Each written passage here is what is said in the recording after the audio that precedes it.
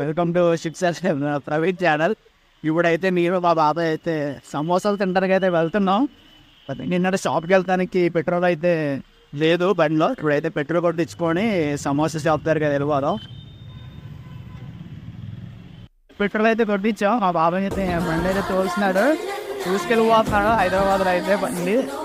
ఇప్పుడైతే మేము SR Nagar metro station దగ్గరికి అయితే వెళ్తాం. అక్కడ ఏంటంటే సమోసా షాప్ ఒకటి ఉంది, చాలా ఫేమస్. ఇప్పుడైతే మనం అక్కడికి వెళ్ళి సమోసాలు తీసుకొని